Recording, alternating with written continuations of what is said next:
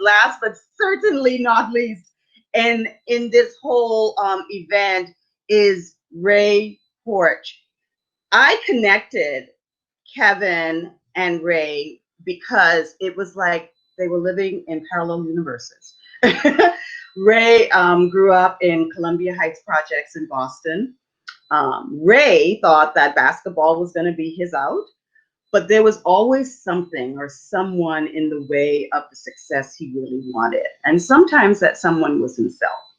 He knew he wanted better, but like Kevin, was in conflict with himself at times and didn't always choose better.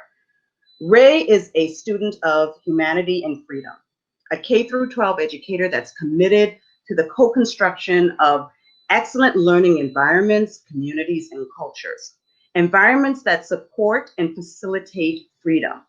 His skills and passion flourish and add value in spaces where knowledge and awareness are a priority. We're co-constructing socially, emotionally, and academically. Equitable environments are paramount. Today, Ray uses his passion, professional skills, and life experience to lead and shape K through 12 school experiences for students and educators alike. Ray, I want to welcome you to the show. There's feedback. Thank you so much.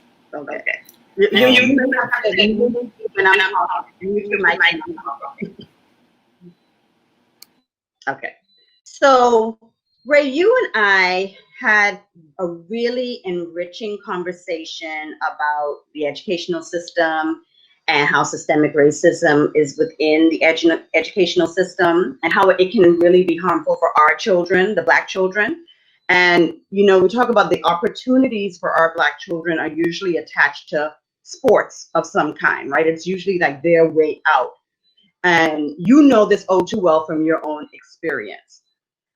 But there's always something else that's fighting for their attention as well. They're trying to get out of it. They're using sports, you know, and there's something else that's fighting for their attention to keep them there. What are some of those things that was fighting for your attention and kept you sort of, all right, so one part of the question is, what are some of the things that was fighting for your attention? And then the other part of the question is, what kept you connected and engaged between wanting more and actually doing more? Unmute. Okay. Can you hear me? Yes, first, I got you. I wanted to say thank you so much, Marjorie, for the opportunity. And I also wanted to speak directly to my fellow panelists. I wasn't aware of the stories that were shared tonight and the great detail they were shared. And I just want to recognize and commend each of you for your courage and your great commitment to self-development and also, you know, humanity, you know, to share your story and talk about what you've experienced and to use that fuel, you know, to fuel what you do next and what you're doing and all the great work that's happening is amazing. I'm inspired by it, and I feel, and I'm glad I'm last, but I feel like, you know, like not worthy in a lot of ways, because those scenarios are very, very powerful scenarios. Resilience is a word that I don't throw around, but you folks are tremendously resilient folks, and I'm deeply grateful and humbled to be able to have heard and learned and look forward to learning more about what you do and how you do it and ways that I can contribute to your work. But that said, my story is a little different. And to answer your question, I think for me, growing up in housing development, in the projects, being the youngest of 8 children, you know, and my mother was on AFDC, you know, supports, welfare supports, and I went to the public schools right across the street from Columbia Point, and you know, I saw a lot of things that, you know, that someone who's young or a child shouldn't have to see or experience in my neighborhood, in my community. And later those things would fuel who I became. And so I'm grateful for those things as an adult. But I think the thing that kept me engaged and committed to wanting more, and surviving my circumstance, was I had people who spoke into my life. And I had basketball. You know, you spoke to it. It was a game that really helped me grow up. It was present for me a lot of times in my life when, you know, people always weren't. I had older brothers and sisters who, you know, went into the service and weren't around. And, you know, my neighborhood was a tough one. And lots of drugs, you know, lots of violence. It was on an island, Columbia Point. If anybody's familiar with the Boston area, Columbia Point's an island, so it was often thought of as a place where it was one way in and one way out. And I was fortunate enough to be involved in basketball, and I met a gentleman named Lewis Bryant, who gave me an opportunity to attend an elite private school on a basketball scholarship. And so this was a great opportunity, and a highly motivating opportunity for me, because it gave me a chance to get out of my environment and get exposure in another environment. But it was also one that was a challenge, because here I was living in Columbia Point Projects and commuting every day to an elite private school where kids my age were driving to school in cars and they had money and all of the like. So there was kind of living in two different worlds, and that was the part that was a challenge. So on one hand, you were learning a lot about what existed beyond your scope, your experience, and on the other hand, you were starting to see some of the deficits and some of the inequity in the way that you lived in the world. So that was one of those moments that, you know, I think for me created some cognitive dissonance. So here I was going to the school, really wanting to excel because I wanted to go to college and I wanted to play basketball. And then I was going home every day to a neighborhood where some of my friends and some of the young people I came up with saw me differently now, because they were like, hey, you're a prep school kid now. And so it was a pull and a juxtapose, you know, experience in a lot of ways. Okay, so yeah. Sorry. That's okay. Every time I talk, you'll have to mute, and then when you talk, I'll mute. So let me ask you, because you said something about the people in your life. So what key person was in your life that really was there to encourage you? Because we know how important that support circle is, especially for young children, right? And especially for our young people. And you know, and you talked about having, you know, you're in two different worlds. So you're on one side of the track, and then you have to come home to the other side of the track. And we know that environment plays a big part in the choices and the behavior, and even just how we see the world, right? And so, you know, you're leaving one place and you're going to another, and now you're in conflict with both of those. So you said that there were certain people in your life that really sort of helped to keep you on the right track. Who was that person for you? Well, I think the person that was the most helpful, as I think back, um, was Lewis Bryant. And I highlight Lewis for a specific reason. I had multiple people who played a hand in my life. And I always say this to young people now. There will always be people to talk to you and to try to give you advice. There's lots of good information in the world.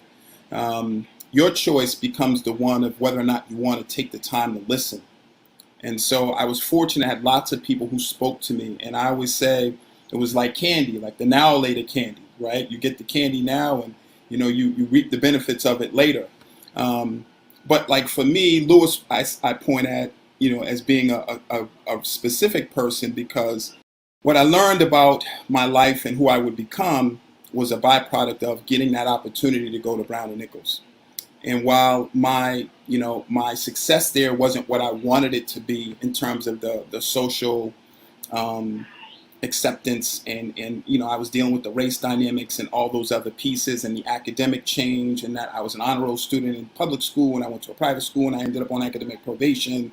I was really great student to I'm not good enough student. So all of those pieces happened, but I mention the benefit of that circumstance because had I not had that opportunity, it would not have served me later on in my life.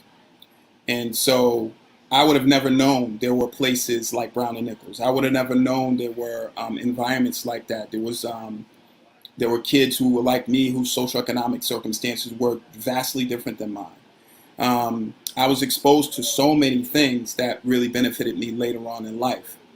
There was a struggle, in the present, so I didn't appreciate the opportunity and take advantage of it like some of my classmates did.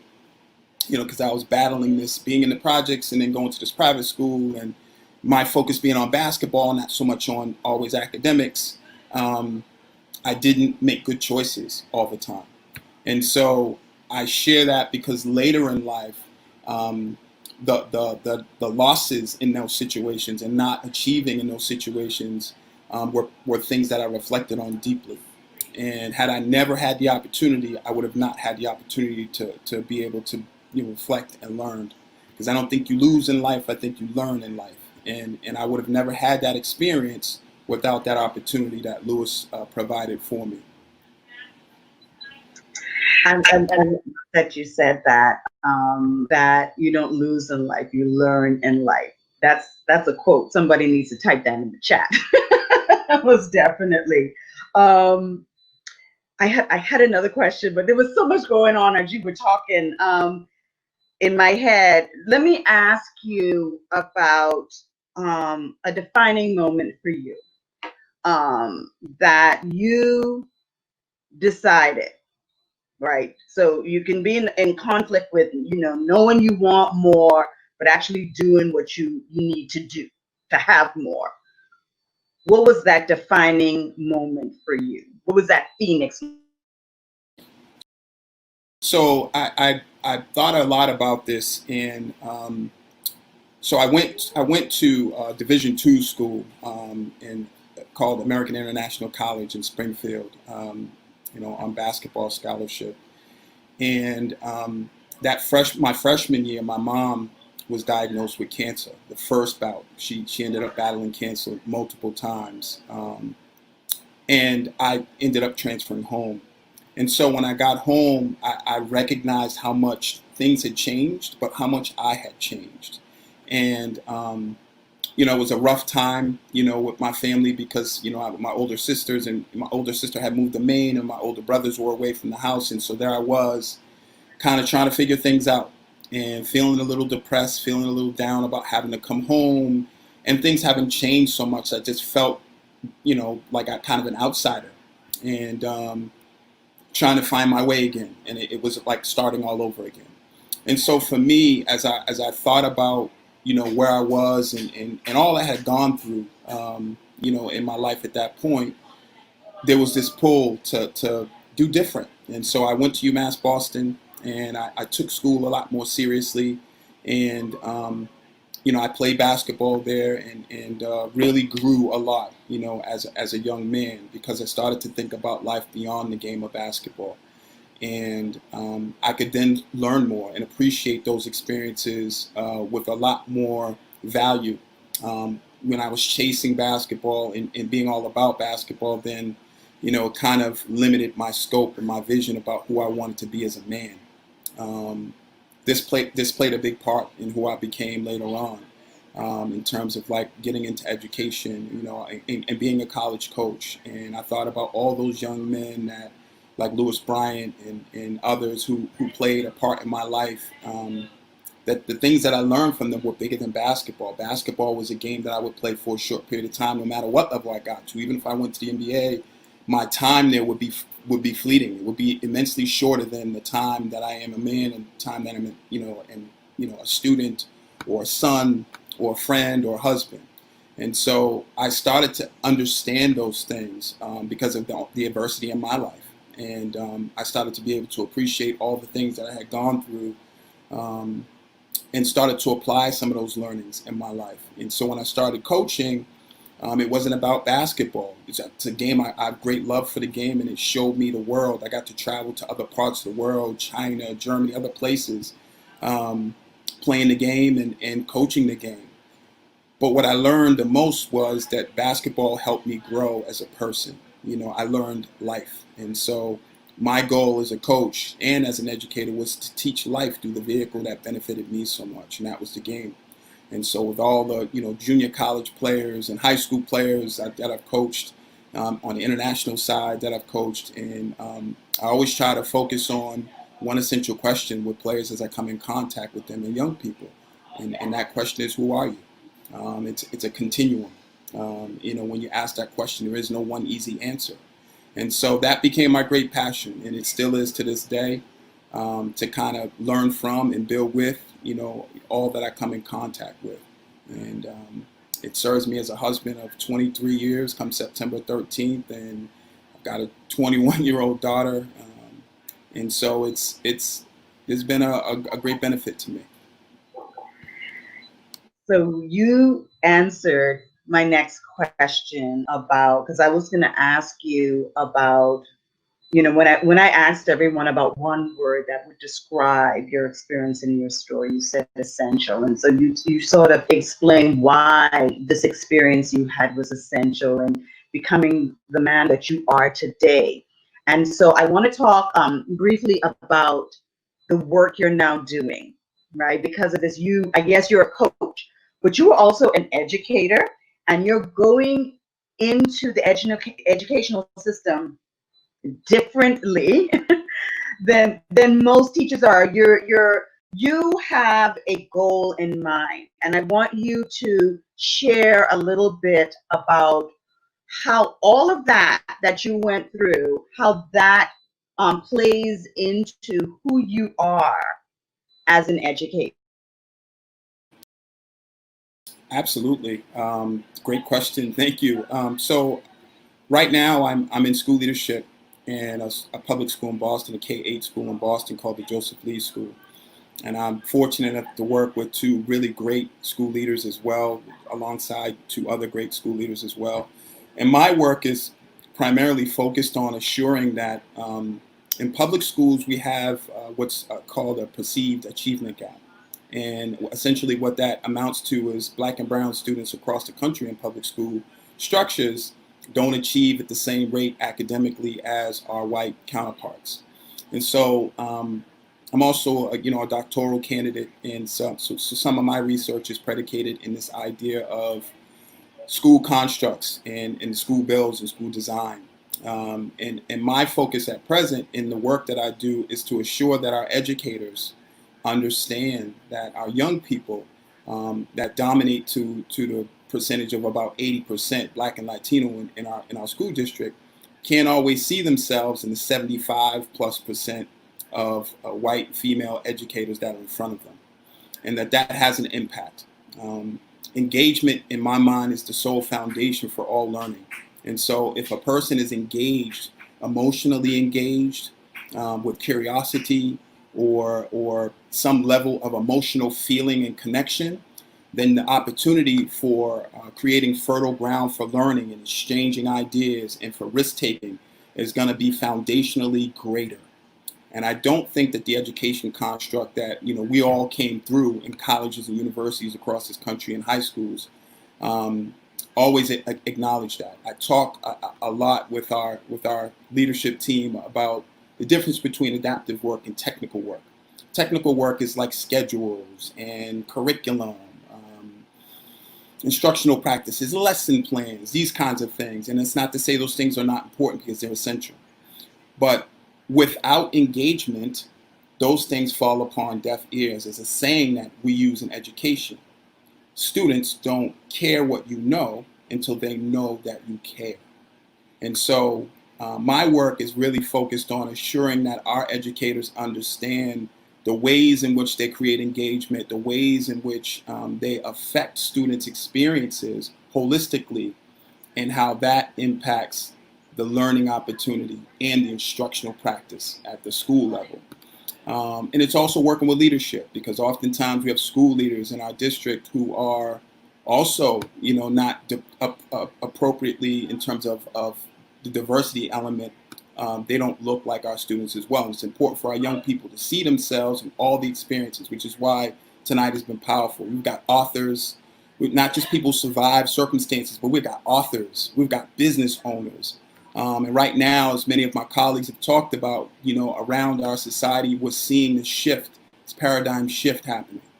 And I think it's essential in schools that we recognize the importance that our young people see themselves in these experiences, in these spaces. A lot of my work is also built on, changing the resources, right? And Kevin spoke about the work that he's doing. And one of my goals is to utilize his book in my middle school next year as a supplement for our English language curriculum, which is not curriculum that I'm fond of, but we're going to heavily supplement so that it is representative of our young people and their experiences. But yeah, that's the work that I do. It's the work that I'm passionate about. And again, it's in all my efforts. It's about having that dialogue and co-constructing with families, with educators, with students. And to me, transparency is about the truth. And sometimes that's a little uncomfortable, but I think that it's a necessary space if we're going to create a vision for our young people that they can aspire to and feel proud of in the future. This is amazing. It's, how your life has just come full circle with all of the experiences that you've had growing up with the educational system, with sports, and how you've just sort of integrated that into the way you're giving back. Giving back through, coaching in basketball, giving back and serving as an educator in this way. And someone like you really needs to be traveling around the country and really teaching this philosophy to other educators, because it's a big thing to be able to sort of dismantle the educational system that we have. We know it's a broken system.